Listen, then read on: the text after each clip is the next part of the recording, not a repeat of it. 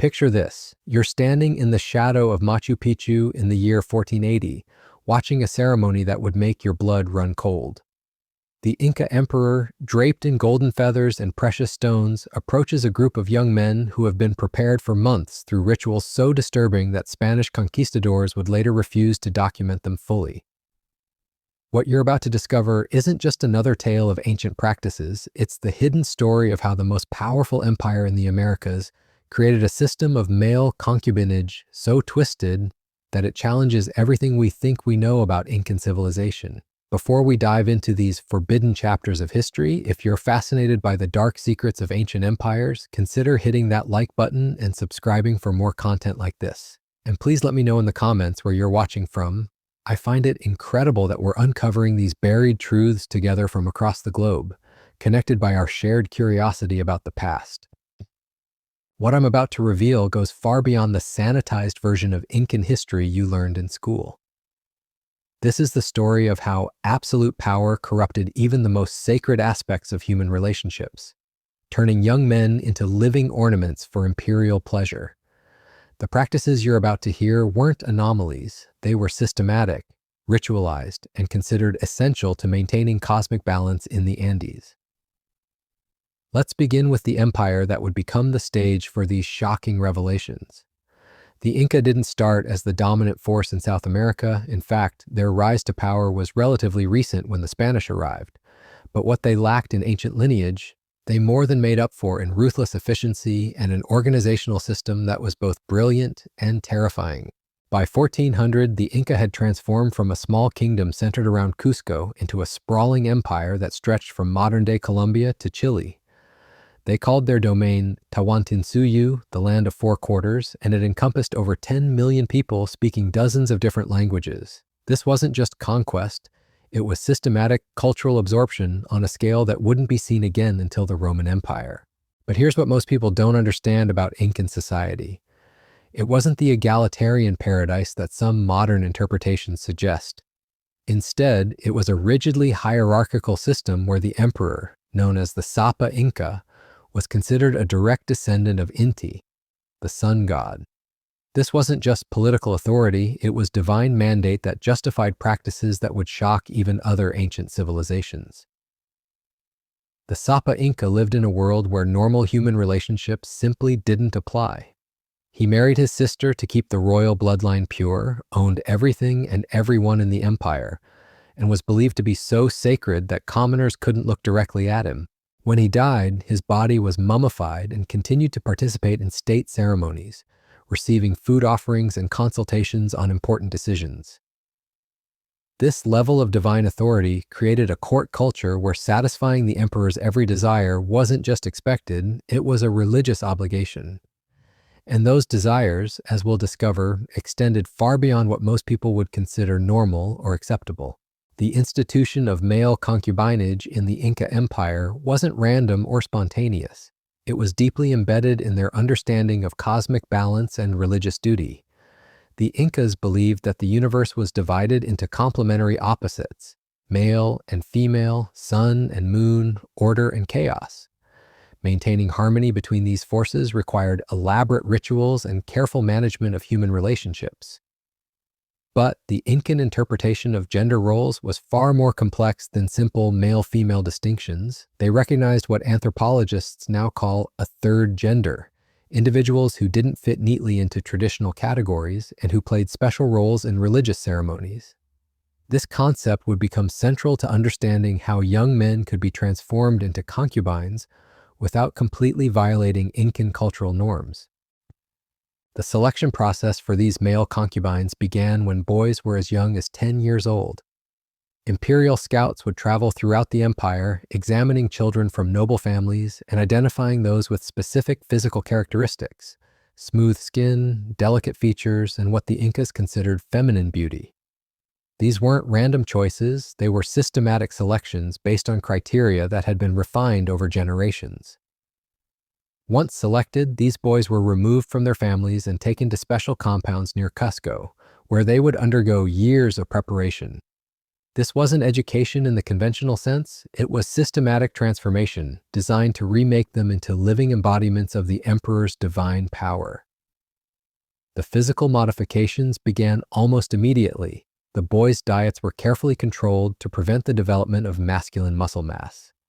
They were given special herbs and tonics that modern researchers believe contained compounds designed to suppress masculine characteristics while enhancing feminine ones.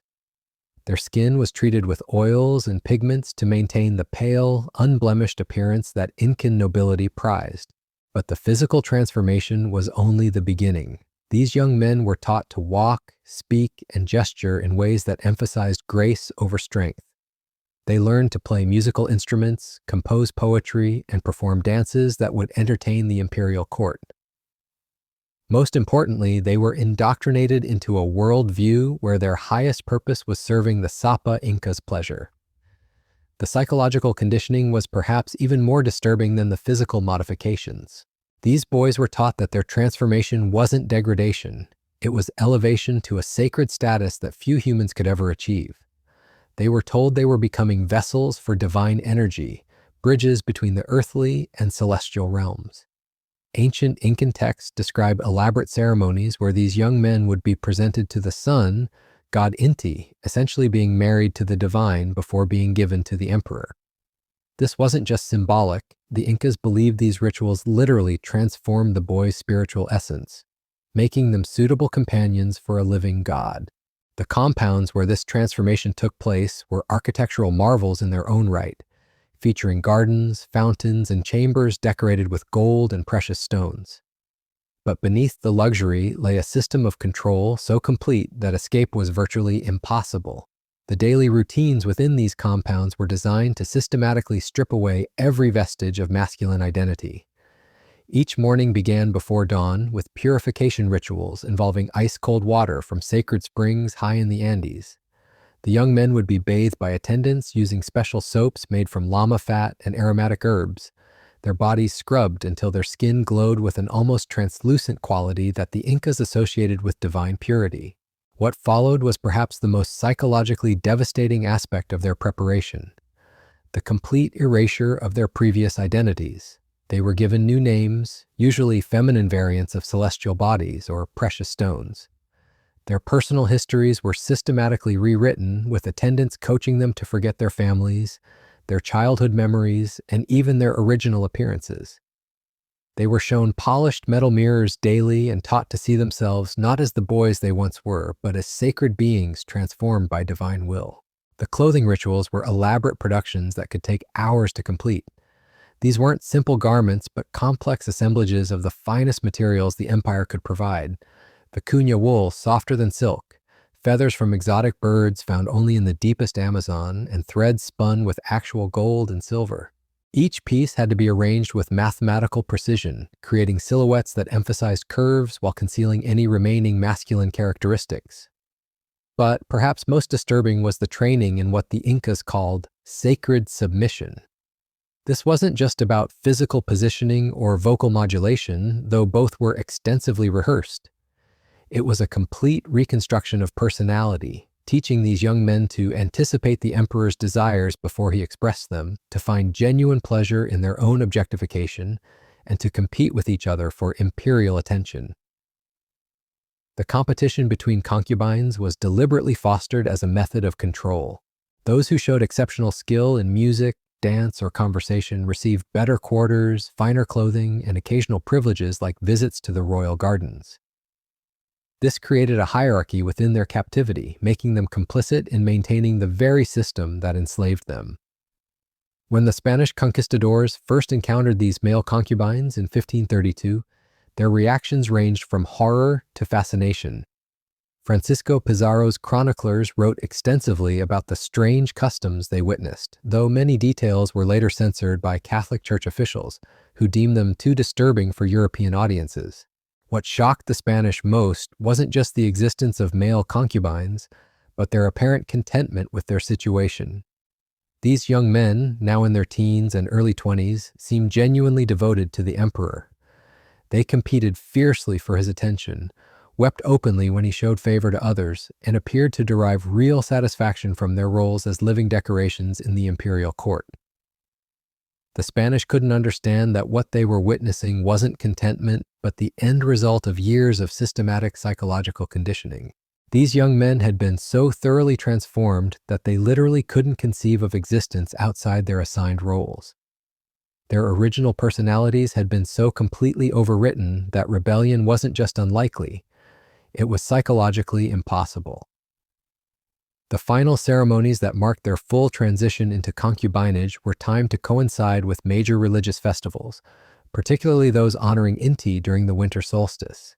These weren't private affairs, but elaborate public spectacles, designed to demonstrate the emperor's divine power over the natural order itself. The young men would be presented to the assembled nobility wearing costumes that deliberately blurred gender distinctions, flowing robes that suggested feminine grace while incorporating masculine symbols of power.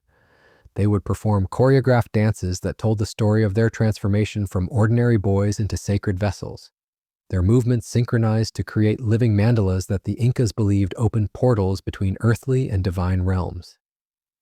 But the true horror of these ceremonies lay in their conclusion, when the newly consecrated concubines would publicly renounce their former identities in speeches that had been memorized word for word.